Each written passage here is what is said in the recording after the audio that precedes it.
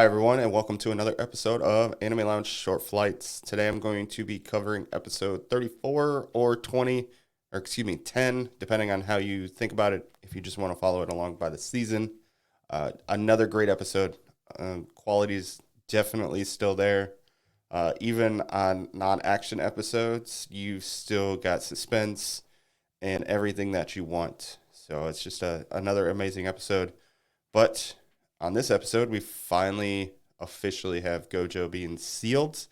Um, he didn't really take it laying down, which is kind of funny because he was laying down in the prison realm, but he was attempting to do something because they couldn't just take that cube away like they had planned. So it'll be interesting to find out what happens there. They are told they're stuck. But then another kind of important, seemed like important part was the cursed spirits are fighting on if they actually want to kill Itadori now. Because, well, since Gojo's sealed, they have no threats. And they don't want to bring Sukuna back, at least a couple of them don't want to bring Sukuna back because he might be not friendly towards them, an enemy, however you want to think about it. And I mean, it's kind of an interesting point. So they have a little bet, essentially, between a few of them, saying either if we find him first, we're going to kill him, or if we find him first, we will feed him the fingers and basically try and resurrect Sukuna. Because remember, the original plan was to feed Itadori all the fingers to bring Sukuna back faster because they thought if they gave him all the fingers, Sukuna would take over. Versus the Jujutsu sorcerers believe that they can give him a couple at a time, let him keep getting stronger, and eventually give him all the fingers and kill him, which is really messed up. Some other important things you see, Itadori does escape from the tunnel and tells everybody, which was super funny because, you know, he screams at the top of his lungs at a super tall building for Nanami, and they basically changed their plans. They're like, all right, you know what? Now we know exactly what we need to do. We know where we need to go. We need to go fight. We need to go kill these special ranked cursed spirits and go from there.